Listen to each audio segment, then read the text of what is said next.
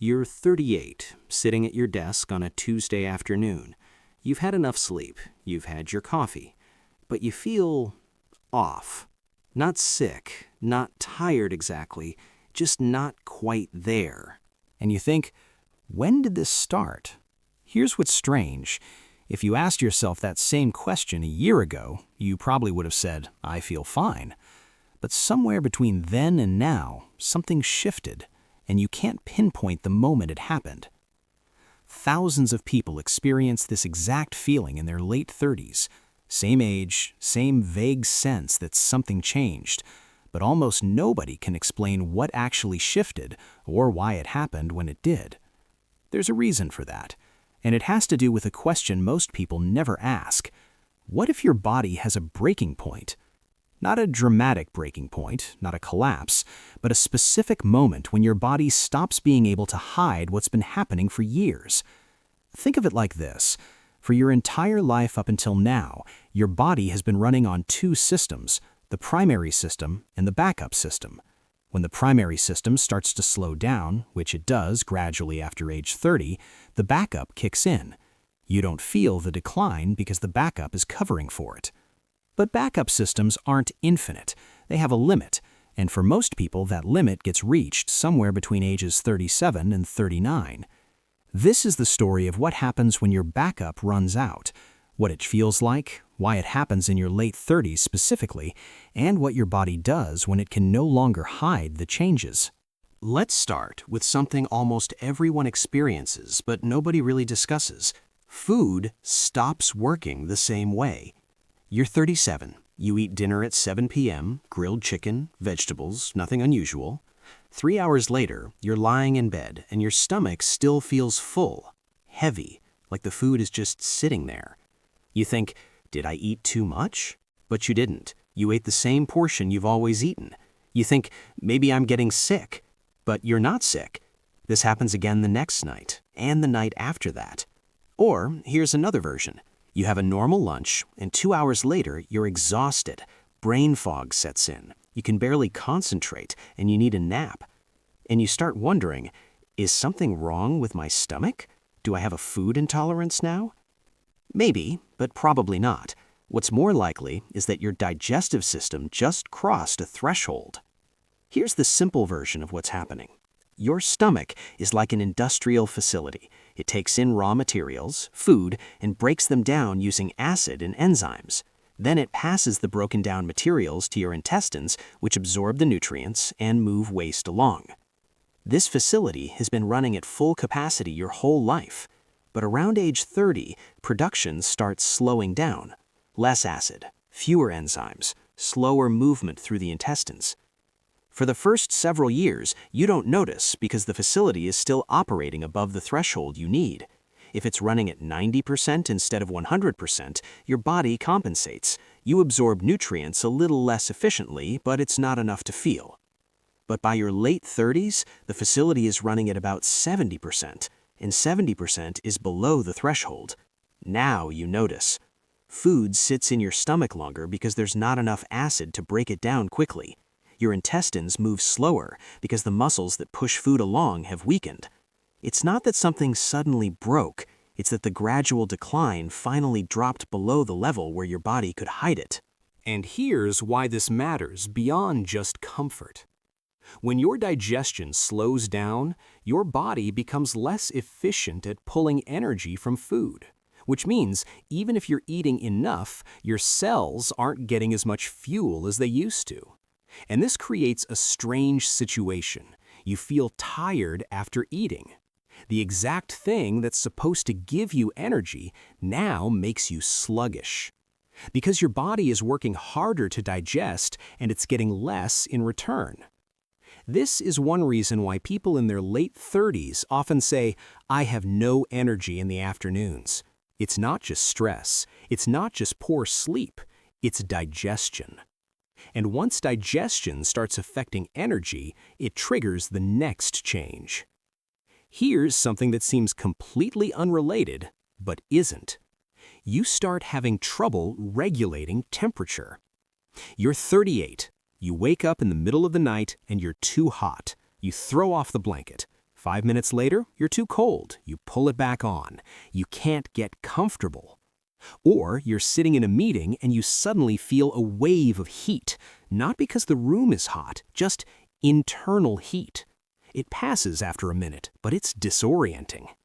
Or your hands and feet are constantly cold now, even indoors, and they take forever to warm up.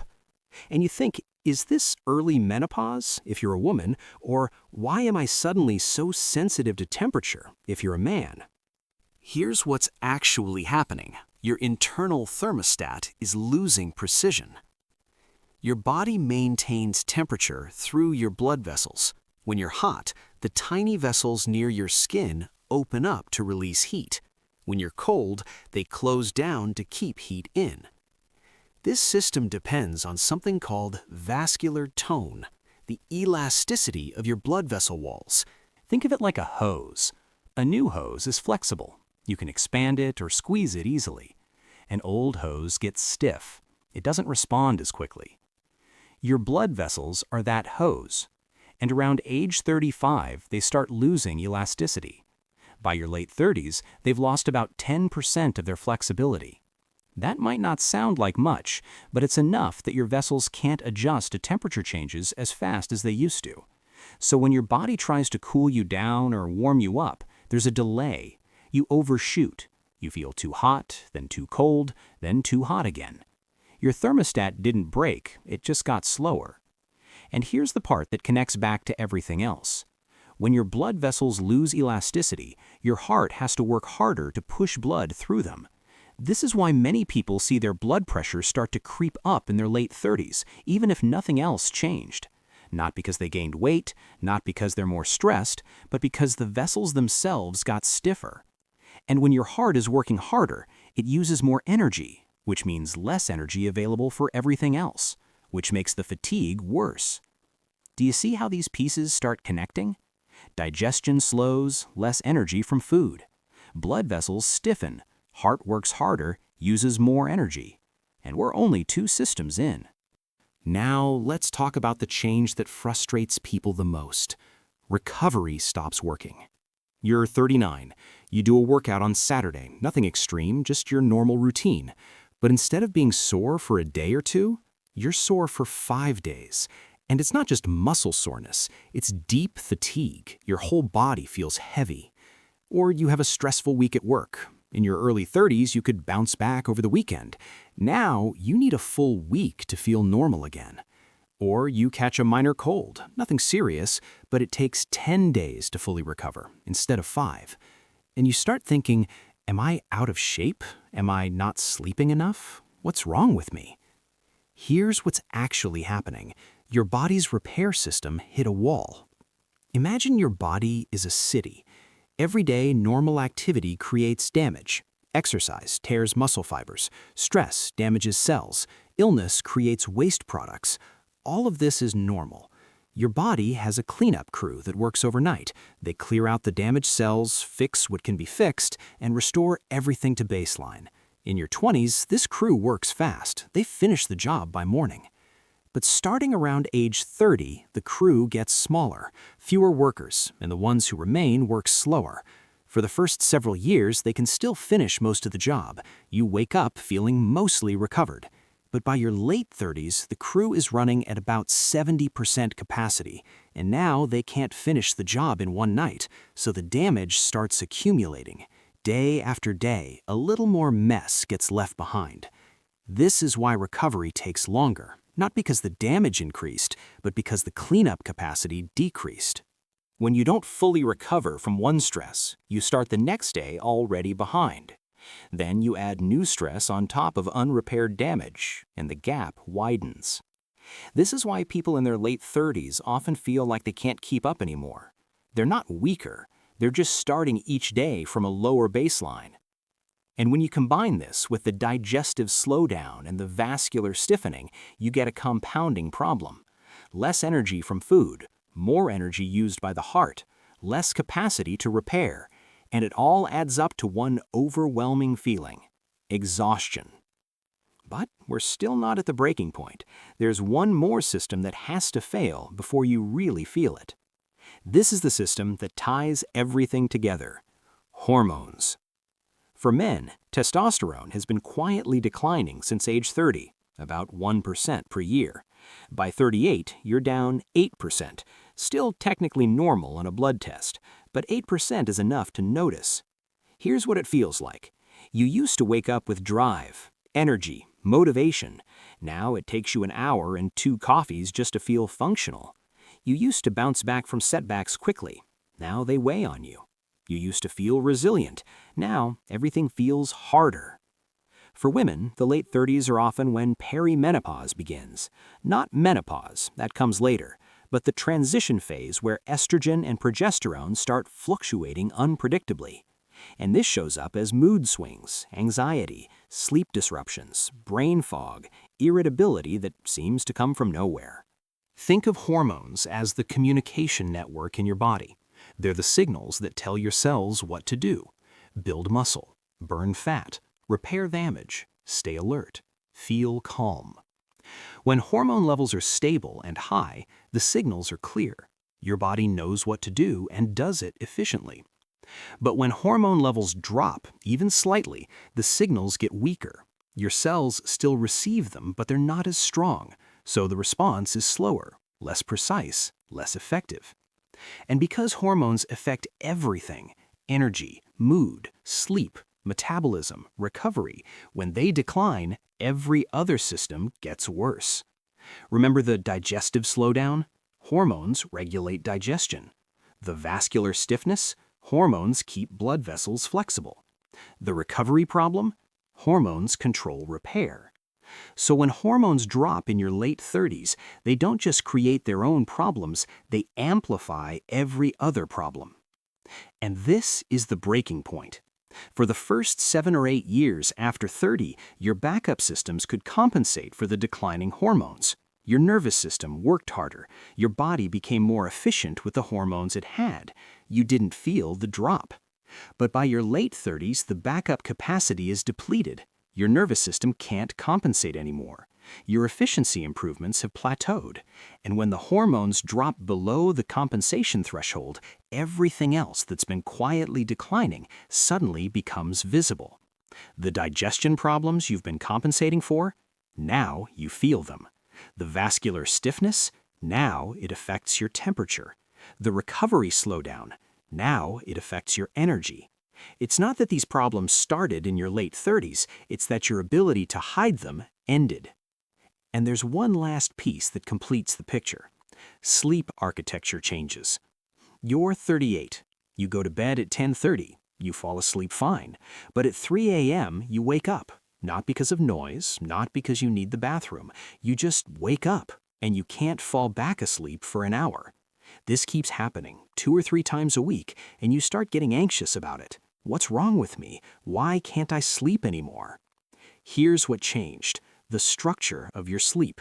Sleep isn't one continuous state, it's a cycle of stages: light sleep, deep sleep, and REM sleep. Deep sleep is where your body does most of its physical repair. In your 20s, you spend a lot of time in deep sleep. But after 35, deep sleep starts decreasing. By your late 30s, you're getting about 20% less deep sleep than you did at 30. And this creates a vicious cycle. Less deep sleep means less repair. Less repair means more accumulated damage. More damage means more inflammation. More inflammation disrupts sleep quality. Disrupted sleep means even less deep sleep. It's a feedback loop, and once it starts, it's hard to break. But here's the crucial part. Remember when we talked about hormones? Deep sleep is when your body produces the most growth hormone, the primary repair signal.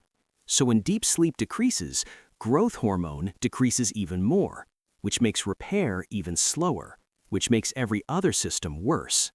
Sleep isn't just another problem, it's the amplifier of every problem. Let's zoom out and look at the complete timeline. Between ages 30 and 37, 5 systems are slowly declining. Digestion gets less efficient. Blood vessels lose elasticity. Cellular repair slows down. Hormones gradually drop, and sleep quality decreases. But for those 7 years, your backup systems hide it. You feel mostly fine, maybe a little tired, maybe slightly different, but nothing dramatic. Then, somewhere between 37 and 39, all 5 backup systems reach their limit at roughly the same time. Digestion crosses the threshold where you can't compensate anymore. Vascular tone drops below the flexibility needed for precise temperature control. Repair capacity falls below what's needed to recover overnight. Hormones drop below the level where your nervous system can work around it. Sleep architecture changes enough that you notice the difference. And suddenly, within the span of a year or two, everything feels different. Not because 5 new problems appeared, but because 5 old problems stopped being hidden. And this is why the late 30s are so disorienting. Because from the outside, nothing changed. You didn't have an injury, you didn't get sick, you didn't suddenly change your lifestyle. But from the inside, everything changed. And you can't explain it to people because it's invisible. There's no diagnosis, no clear cause, just a vague sense that you're not yourself anymore. And when you try to fix it with the same strategies that worked in your early 30s, push harder, sleep more, eat less, they don't work. Because the problem isn't behavioral, it's biological. You're not failing, your backup systems are depleted. And that's a completely different problem. So let's come back to the question we started with. Does your body have a breaking point?